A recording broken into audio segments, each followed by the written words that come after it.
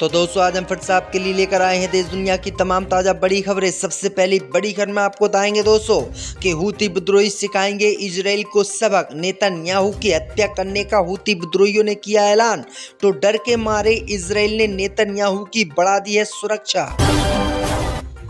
राहुल गांधी की वोट अधिकार यात्रा बिहार में हुई खत्म। राहुल गांधी तेजस्वी यादव ने पलट दी पूरी बाजी। अब बिहार में बनेगी कांग्रेस के गठबंधन की सरकार। भारत पर 50% टैक्स लगाने के बाद अमेरिका ने यूरोपीय देशों से भारत से व्यापार खत्म करने के लिए कहा। बोले गैस और तेल की खरीद बिल्कुल भारत से रोकें। बिहार में विधानसभा चुनाव से पहले जीतनराम मांझी ने मोदी अमित शाह की बढ़ाई टेंशन। 20 सीटों पर चुनाव लड़ने का किया ऐलान। बोले किसी के सामने नहीं झुकेंगे। सरकारी स्कूल में तिरंगा हटाकर इस्लामिक झंडा लगाने पर उत्तर प्रदेश में 7 लोगों को किया गया गिरफ्तार, मुकदमा दर्ज। तो दोस्तों सभी खबरों को आपको एक एक कर बताने वाले हैं। वीडियो को लाइक कर चैनल को सब्सक्राइब कर दें। इससे भी बढ़ तो दोस्तों अगली खबर की ओर, तो हूती विद्रोही सिखाएंगे इजराइल को सबक, बढ़ाई गई नेतन्याहू की सुरक्षा। दोस्तों आपको बता दें कि इजराइल के द्वारा यमन पर किए गए हवाई हमले में हूती विद्रोहियों के कई मंत्री और पीएम के मारे जाने की खबर है। इसी बात से नाराज हुए हूती विद्रोहियों ने इजराइल को सबक सिखाने का ऐलान किया है। हूती विद्रोहियों की धमकी के बाद इजराइल के प्रधानमंत्री नेतन्याहू की सुरक्षा बढ़ा दी गई है और नेतन्याहू को गुप्त जगह पर रखा गया है और नेतन्याहू की कोई भी जानकारी रहने की किसी भी अधिकारी को नहीं दी गई है, क्योंकि हूती विद्रोहियों ने ऐलान कर दिया है कि अपने पीएम और मंत्रियों की मौत का बदला इजराइल के पीएम की मौत करके वो लेंगे। यानी इजराइल के प्रधानमंत्री नेतन्याहू की हत्या करके हूती विद्रोही अपने पीएम की मौत का बदला इजराइल से लेंगे। वहीं आपको बता दें कि हूती विद्रोहियों की इस धमकी के बाद पूरे इजराइल में डर का माहौल है। इजराइल के प्रधानमंत्री बंकरों में जाकर छिप गए हैं और किसी को भी अपनी लोकेशन नहीं दी है, क्योंकि इजराइल के हमले में 2 डिप्टी पीएम समेत 10 विदेश मंत्री मारे गए थे। तो हूती लड़ाके अब एक बार फिर से इजराइल की हवा टाइट करने वाले हैं। इससे भी बढ़ते दोस्तों अगली खबर की ओर, तो राहुल गांधी की वोट अधिकार यात्रा बिहार में हुई खत्म। दोस्तों आपको बता दें कि बिहार विधानसभा चुनाव से पहले पटना से नई दिल्ली तक राजनीतिक हलचल मचाने वाले राहुल गांधी की वोट अधिकार यात्रा अपने अंतिम पड़ाव में पहुंच गई है। सोमवार यानी गांधी मैदान में पटना से BR अम्बेडकर पार्क तक प्रतीकात्मक पैदल मार्च के साथ ये यात्रा औपचारिक रूप से अब बिहार में खत्म होगी। इसके बाद राहुल गांधी विशाल जनसभा को संबोधित करेंगे और फिर दिल्ली लौट आएंगे।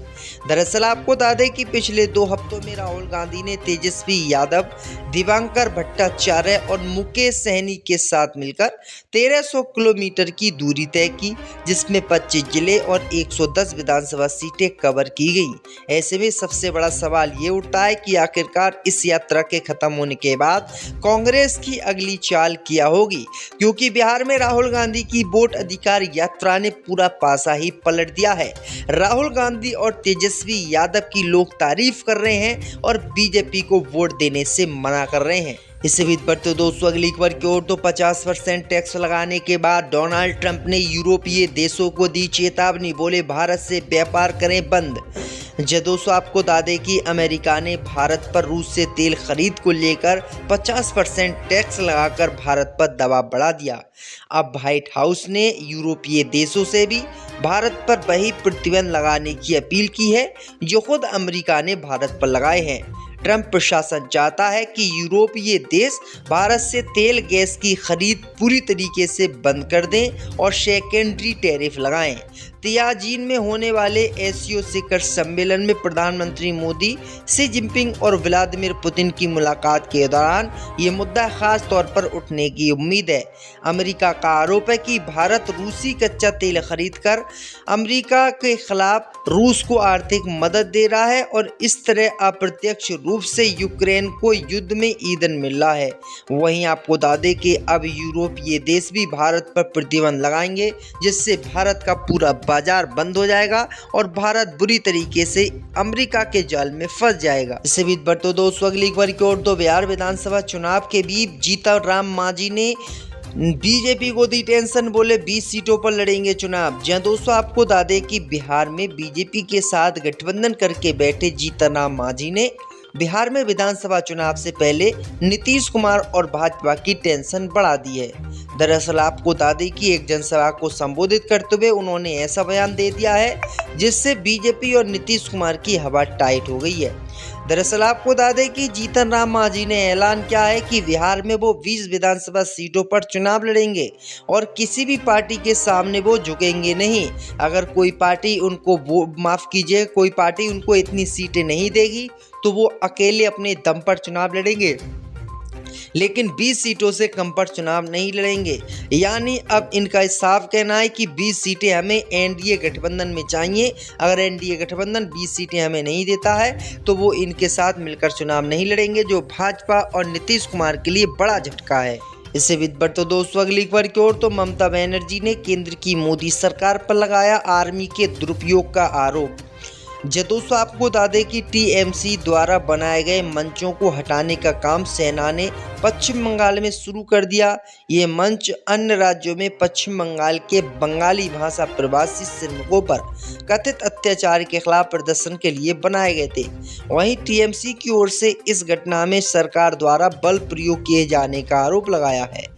दरअसल आपको बता दें कि ममता बनर्जी ने कहा है कि कोलकाता में प्रधानमंत्री मोदी सेना के द्वारा हम पर अत्याचार करा रहे हैं, बंगालियों पर अत्याचार करा रहे हैं और सेना जबरदस्ती हमारे मंचों को तोड़ रही है और सेना गलत काम हमारे साथ कर रही है। वहीं आपको बता दें कि ममता बनर्जी ने ये गंभीर आरोप सोमवार को लगाए हैं।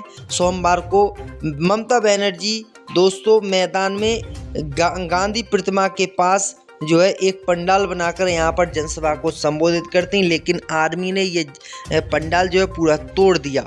इससे बेहतर तो दोस्तों अगली खबर की ओर, तो लखीमपुर खीरी में सरकारी स्कूल में तिरंगा हटाकर इस्लामिक झंडा लगाने पर 7 पर मुकदमा दर्ज। दोस्तों आपको बता दें कि लखीमपुर खीरी के थाना फूलबेहड़ क्षेत्र के गांव लखहार अलीगंज में उच्च प्राथमिक विद्यालय की छत पर तिरंगा हटाकर इस्लामिक झंडा लगाए जाने का मामला सामने आया है।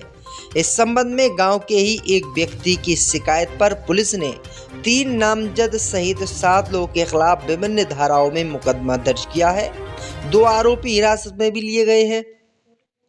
मामले के तूल पकड़ने पर प्रशासन भी जांच में जुट गया है। लखा अलीगंज गांव के उच्च प्राथमिक विद्यालय की छत पर रविवार दोपहर गांव के ही कुछ युवक चढ़ गए।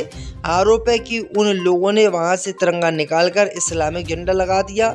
मना करने पर आरोपियों ने गाली गलौज कर धमकी दी। बताते हैं कि गांव के ही सच्चे त्रिवेदी ने वीडियो बनाकर इसकी शिकायत की है और इसमें पुलिस ने सद्दाम, बसरू, अन्य और 4 अज्ञात लोगों के खिलाफ मामला दर्ज कर लिया है। तो ये बड़ी अपडेट आ रही दोस्तों। इससे भी बढ़ते दोस्तों अगली खबर की ओर, तो इस्तीफे के बाद पहली बार सामने आए धनखड़ खाली करने जा रहे हैं प्रेसिडेंट हाउस। दोस्तों आपको बता दें कि उपराष्ट्रपति पद से इस्तीफा देने के बाद से जगदीश धनखड़ एक तरह गायब हो गए थे। वह कहीं भी सार्वजनिक तौर पर नजर नहीं आए, लेकिन सोमवार को वो पहली बार अपने आधिकारिक आवास से निकलकर अस्पताल गए, जिसके बाद खबर आई कि वह देर शाम तक उपराष्ट्रपति आवास भी खाली करने वाले हैं।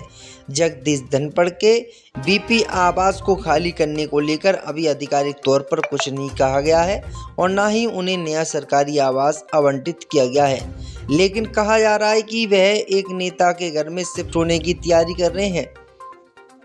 धनखड़ दोस्तों अभय सिंह चौटाला के छतरपुर इनक्लेव घर है उनका, उसमें शिफ्ट होंगे। ये इंडियन नेशनल लोक दल के प्रमुख हैं। रिपोर्टों में ये भी दावा किया गया है कि उन्होंने सुरक्षा एजेंसियों को बता दिया है कि वह शाम करीब 5 बजे Gadaipur DLF farm Chhatarpur enclave में शिफ्ट हो जाएंगे। बताया जा रहा है कि उनका काफ़ी सामान पहले ही शिफ्ट कर दिया गया है और घरेलू सरकारी सामान एक आवास में रख दिया गया है।